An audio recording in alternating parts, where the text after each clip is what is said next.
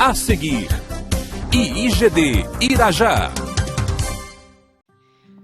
Vamos abrir a palavra de Deus no livro de Atos, Atos dos Apóstolos, no capítulo 3. Nós vamos ver apenas a primeira parte, que é a cura de um coxo. Tá? O título aqui diz a cura de um coxo, e logo a seguir o discurso de Pedro no templo. Nós não vamos chegar ao discurso do Pedro, tá? Muito bom, maravilhoso, mas o tempo não nos permite. Nós vamos focar bem essa primeira parte, iniciando então no versículo 1, capítulo 3, em nome de Jesus, versículo 1. Nós vamos até o 8 a princípio. Pedro e João subiam juntos ao templo à hora da oração, a nona. Dá uma paradinha. Bom, acho que os irmãos sabem que todo o povo judeu tem o hábito, tinha e tem o hábito de orar 3 vezes ao dia, né? Eles eram os apóstolos de Jesus, andaram ao lado de Jesus e mantiveram o hábito da oração. Mas sabes que eles não oravam por hábito, mas oravam por fé. Importante aqui a princípio é observar que eram 2 apóstolos e eles iam juntos ao templo para orar. É tão bom, né, irmãos, quando se encontra alguém de oração, quando se encontra alguém realmente que tem um propósito sério diante de Deus, que tem a vida na presença de Deus. No decorrer do dia, né, sabemos que muitas vezes o cristão passa muito mais horas do seu dia no meio dos pecadores que no meio do povo de Deus. Vamos a essa realidade, né?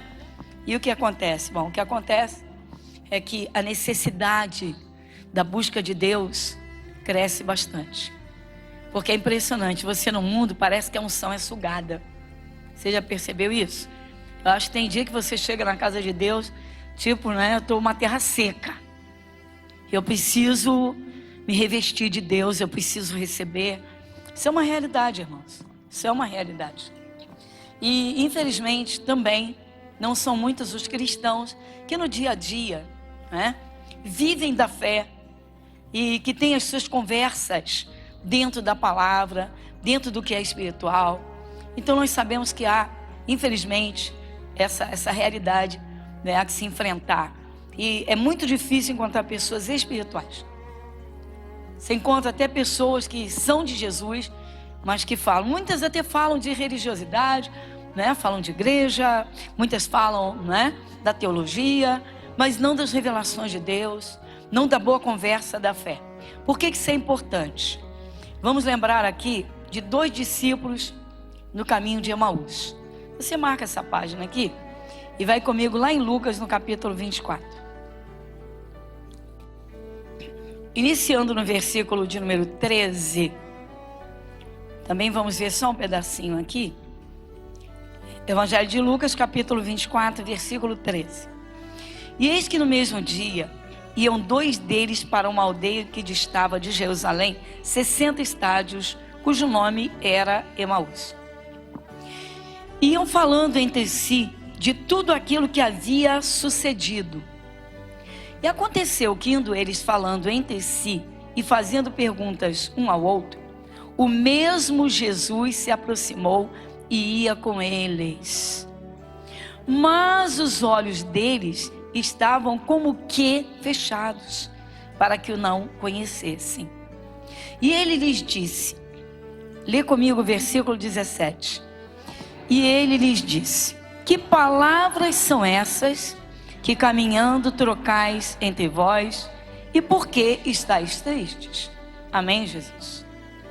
Nós vemos aqui, irmãos, eram 2 discípulos, não eram dos 12, os discípulos cresceram bastante em número, não é? Embora houve momentos em que muitos abandonaram a Jesus, mas esses 2 eram discípulos, estavam a caminho de uma aldeia, ou seja, caminhando lá pelo meio do mato, e eles estão conversando e falando das coisas que haviam acontecido. Se você contempla isso aqui com a ótica natural, você diz, eles estavam corretos. Porque o fato do momento, a notícia de um momento, era a morte, né? Daquele que se dizia filho de Deus, como muitos judeus disseram. E nós sabemos que era Jesus e eles souberam também. Mas enfim, eles estão caminhando, indo lá para sua casa. E de repente, eles estão conversando sobre fatos já passados e estavam tristes. E de repente, quem está ao lado deles? Jesus. Mas eles não conhecem Jesus. Aqui diz o Evangelho de Lucas, com toda clareza, que os olhos deles estavam como que fechados. Irmãos, uma realidade. Às vezes você lê um versículo, você lê uma parte da palavra de Deus e normalmente diz assim, entendi. Alguns vão procurar fundo, todas as referências, vamos esgotar, vamos procurar todas as traduções. Tá bom, ótimo, a título de estudo maravilhoso. Mas a revelação da palavra é o mais importante. Porque quando a palavra é aberta e ilumina o coração, ela faz aquilo que diz. Ou seja, Jesus opera. E Jesus havia dito aos discípulos que eles aguardassem o terceiro dia, que seria o dia da sua ressurreição. E já era esse dia.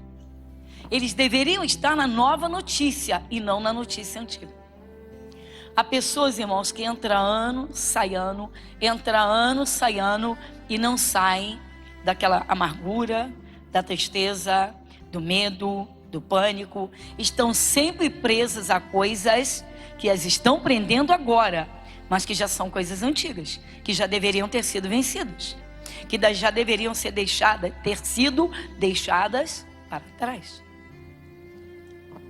A morte de Jesus já havia passado, eles teriam que aguardar a ressurreição de Jesus. Jesus havia prometido ressuscitar. Às vezes o cristão cai doente, irmãos, e o diabo vem massacrá-lo, mas vem para massacrar com pensamentos de morte, com pensamentos de que vai piorar. E aí vem, alguns é tão interessante. Uma senhora me disse, pastor, estou apavorada. Por quê, irmã? Porque depois que eu recebi o diagnóstico do lúpus, eu fui para a internet pesquisar tudo, estou horrorizada. Eu falei, para que você foi pesquisar? Não, porque eu tenho que saber o que está acontecendo comigo. E eu falei, senhora, olha só. Há pessoas que simplesmente veem a vida passar. Há pessoas que fazem parte dos acontecimentos. Mas há pessoas, Jesus chama, para fazerem as coisas acontecerem. E a senhora deveria ser uma delas. Por quê? Porque está na Bíblia que Jesus levou as nossas enfermidades. E a senhora deveria estar resistindo para ficar curada da enfermidade. Pastora. É que eu fui ficando tão nervosa. Eu estou há dias sem dormir. E eu falei, por quê, irmã? Bom, enfim, a moça acabou de chegar querendo cura. Mas ela acaba de chegar diante de Jesus e ela começa a procurar tudo sobre a doença. E eu disse, por que você não deixou essa parte para o seu médico? Deixa essa com ele. Vai para os braços de Jesus. Vai ouvir o que Jesus fala. Deixa essa parte que não é sua. Foi difícil. Por que há pessoas, irmãos, que estão sempre no natural, sempre no natural, sempre no natural? Você quer milagre? Você vai ter que sair do campo natural mesmo. Você quer que Deus opere na sua vida? Ele é invisível, você não vê. Você vai ter que aprender a andar com Deus invisível. Você vai ter que aprender a dar ouvidos ao que Ele diz, sem ver nada. A princípio você não vê nada, porque fé é a certeza, é o fundamento daquilo que se espera. Eles estão falando do que já passou, e Jesus está reprovando. Jesus está perguntando que palavras são essas. Primeiro, a conversa, Jesus reprova. Segundo, a tristeza, Jesus reprovou. Mas pastora, não posso fazer nada, é involuntário. Vamos parar de ser crianças. Vamos parar de ser crianças. O apóstolo Paulo fala sobre isso de uma forma muito simples. Paulo diz o seguinte, quando eu era menino, eu pensava como menino. Meu irmão, uma criança de 5 anos pensa de um jeito, com 25, Com 3 aninhos. Não dá nem tempo de pensar. Os pais é que pensam por ele. Pode ter excelente memória, claro. Crianças de 3 anos hoje são impactantes. Mas é criança, meu irmão. Tá doendo, berra. Viu alguma coisa, se apavora. Criança. Paulo disse: eu pensava como menino, sentia como menino e discorria como menino. Logo que eu cheguei a ser homem, acabei com as coisas de menino. Meu irmão, minha irmã, nós encontramos Jesus, aquele que venceu a própria morte. Você quer milagre? Entra no campo dele, entra na palavra, entra no caminho. Então eles estavam, a conversa que eles estavam tendo não agradou a Jesus. Eles falaram do que havia acontecido na sexta-feira, até a sexta-feira. Era o dia da ressurreição. Se o cristão está buscando em Deus uma cura, e ele não olha para frente, não faz planos de vida, se a pessoa está sob uma ameaça e ela não se esconde no abrigo do Altíssimo, fazendo seus planos para o futuro, irmão, o diabo vai acabar com essa vida. Então, voltando agora, nós vamos lá em Atos novamente. Então, no versículo 1, revendo que Pedro e João subiam juntos ao templo à hora da oração, a 9ª. Irmãos, é tão importante quando você tem alguém para concordar. Por exemplo, quantos de vocês sabem que Jesus falou sobre a oração da concordância? Se 2 concordarem, quem sabe? Todos, né? Que bom. Que bom. Não quero movimentar muito a Bíblia, não tem necessidade. O importante é o entendimento que produz a fé, irmãos. O importante é isso, você receber a palavra, você ter certeza que Deus está falando, é a palavra de Deus. Então, eles 2 eram homens de oração. Irmãos, às vezes a pessoa passa o dia inteiro no meio de pecadores. Às vezes em casa tem luta que só misericórdia, mas ela não tem prazer. Caramba, tem de vir para a casa de Deus, onde os irmãos estão todos em oração, onde o Espírito de Deus está presente.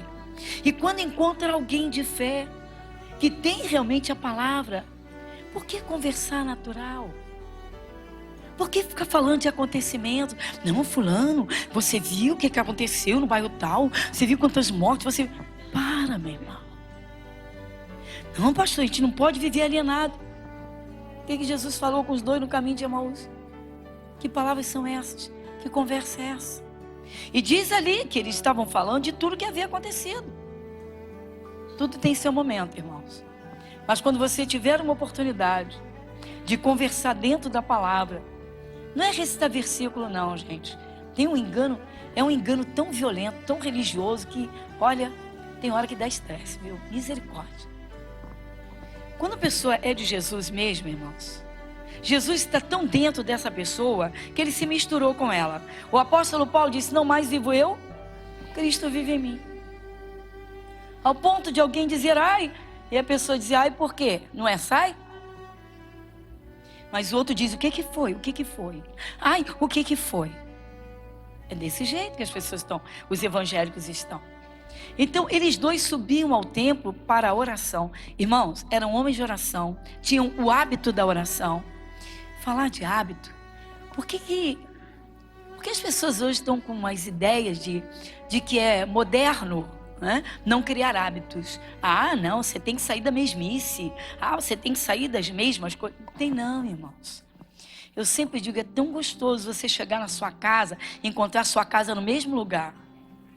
Vai em alguns países, em alguns lugares, as pessoas não encontram a casa. Um ciclone já varreu. Um tsunami arrancou. Invadiu a terra. Vamos despertar, igreja. Vamos despertar. Você se olha no espelho, você é a mesma pessoa. Você escuta o seu nome a sua vida inteira. Vamos parar de ser crianças. Vamos criar hábitos espirituais. Como nós temos hábitos na nossa vida material. Você acorda, meu irmão.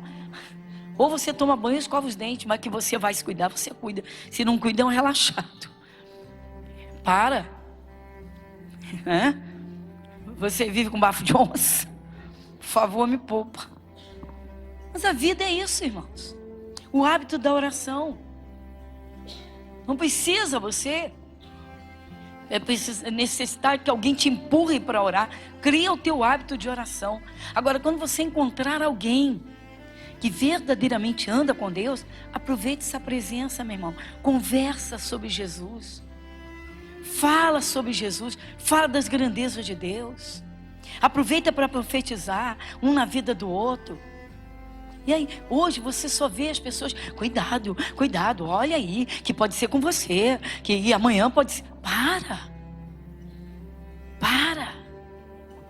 Existem 2 reinos neste planeta. Só existem 2, Deus só apresentou 2 caminhos para o homem. O da vida e o da morte. O céu e o inferno. O da bênção e o da maldição.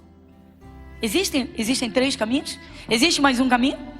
Existem 3? Você tem que decidir em que caminho você vai andar. Você tem que decidir em que caminho você vai andar. E saber separar as coisas, irmãos. Porque eu trabalho pesquisando doenças. E daí, meu irmão? Qual é o problema? Você está no reino da luz. Desperta, igreja. Os 2 tinham o hábito da oração. Os 2 iam ao templo. Vamos lá? Versículo 2. E era trazido um varão que desde o ventre de sua mãe era coxo, o qual todos os dias punham à porta do templo, chamada Formosa, para pedir esmola aos que entravam. Esse pedacinho, meu irmão. Irmãos, era trazido um homem que desde o ventre da sua mãe era coxo, ele era aleijado, ele não andava. E colocavam esse homem, alguns homens, diz aqui, e punham à porta do templo chamada Formosa para pedir esmola. Bom, irmãos, carregavam esse homem e levavam para a porta do templo. Observa bem comigo isso. Por quê? Todos os dias, diz aqui, eu vou ler de novo. Era trazido um varão que desde o ventre de sua mãe era coxo, o qual todos os dias punham à porta do templo chamada Formosa, para pedir esmola aos que entravam.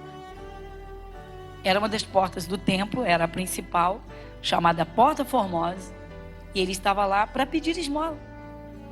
Ele nunca pediu a essas pessoas que o colocassem dentro do templo. Isso me chama a atenção. Ele nunca pediu que o colocassem dentro do templo.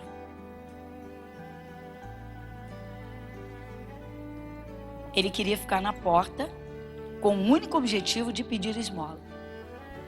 Ele estava junto da Porta Formosa, mas ele pediu esmola. Aqueles que o colocavam também não fizeram nada para ele ter vontade de entrar lá dentro. Amigo, vamos lá. Vai participar lá da oração. Vai lá pelo menos para ficar ouvindo, para aprender alguma coisa. Sim, porque o templo era aberto. Qualquer um podia se tornar um adepto do judaísmo. Era prosélito, ele podia chegar lá. Qualquer pessoa pode entrar na igreja. Não precisa ser evangélica. Não sabe orar, não sabe fazer nada? Escuta. Observa. Vamos lá, presta atenção. Especula. Analisa, faz o que quiser, mas procura chegar perto de Deus. Ele não, meu irmão. Desde o ventre da mãe era aleijado, e todos os dias era carregado e ficava na porta. Nunca teve vontade de entrar, nunca quis entrar. Quando é que ele ia ficar curado? Nunca. Mas quem é que está passando ali naquela porta? Versículo 3. Vamos lá? Ele vendo Pedro e João, que iam entrando no templo, pediu que lhe desse uma esmola. E está tão acostumado, irmão, está tão acomodado. Pedro e João estão passando, os 2 que andaram ao lado de Jesus. Nem para ele parar, porque ele deve ter ouvido. Imagina, a repercussão dos discípulos agora era fantástica. E ouvi falar, é o João, é o Pedro que andaram ao lado de Jesus. Opa, uma oportunidade, vou pedir uma oração para ele. Não, ele pede uma esmola. Irmãos, a pessoa que está acostumada, a pessoa que se acostuma no fracasso, A pessoa que se acostuma no sofrimento, ou a pessoa que cai numa cilada do diabo, numa prisão, e se acostuma nela, se não houver alguém de fora para dar um empurrão, para levantar essa pessoa como uma alavanca, ela vai passar a vida toda assim. A vida toda, meu irmão. Está cheio de pessoas nos sanatórios que têm familiares sãos. E alguns até são de Jesus. Mas quando vão visitar, vão levar o sabonete, vão levar a toalhinha, vão levar isso, vão levar, mas não levam Jesus. Já estão totalmente acostumados com as mesmas coisas. O apóstolo Paulo é fantástico. Vou citar várias passagens, porque propriamente não são dele, são do Espírito Santo. Paulo chegou a dizer que nós devemos nos transformar pela renovação do entendimento. Alguns vêm para Jesus com entendimento tão religioso, que fazem orações que na verdade são rezas metodológicas. Não sentem o Espírito de Deus, não sentem a presença de Deus, não mexem um fiasco do inferno para afastá-lo, porque estão presos à religiosidade. Esse homem está tão acostumado e acomodado, aleijado, mendigo. Ele está tão acostumado, como as pessoas vestem e rotulam. Fulano é cardíaco, fulano é doente, fulano é hipertenso, fulano é diabético, fulano é viciado, fulano. E as pessoas assumem. Esse homem é um mendigo assumido, é um infeliz assumido. Totalmente diferente do que eu falei agora de manhã do Bartimeu. Bartimeu está sentadinho à beira do caminho. Tem família. A Bíblia diz que é o Bartimeu, filho de Timeu, o cego. Ele recebeu o rótulo. Ele tem o rótulo de cego. Todo mundo conhece Bartimeu como cego. E ele também está mendigando. Ele está lá à beira do caminho pedindo esmola. Só que quando Bartimeu escuta o barulho de multidão passando, os ouvidos, ele era cego, mas não era surdo. Ele ouviu. Quando ele ouviu o barulho, o tumulto de uma multidão, e alguém falou que Jesus estava passando, meu irmão, ele não perdeu um segundo sequer. Ele abriu a boca e usou a única arma que ele tinha para usar. Ele berrou: Jesus, filho de Davi, tem misericórdia de mim. Assim, ó, de gente para chegar para ele. Cala a boca. Cala a boca, você está perturbando. Cala a boca. Quem é você? Ele vai te atender coisa nenhuma. Fica quieto. Fica na tua. Você nasceu cego. Jesus, filho de Davi. Diz a Bíblia que quanto mais o repreendiam, mais ele berrava. Ele não se conformava. E eu vejo isso aqui. Eu falei de manhã hoje no culto das 7. Que eu fiz uma comparação. Deus me levou a isso. Há um tempo e eu falei, que diferença. O Bartimeu nasceu cego. Pedia esmola igualzinho a esse. Esse nasceu coxo.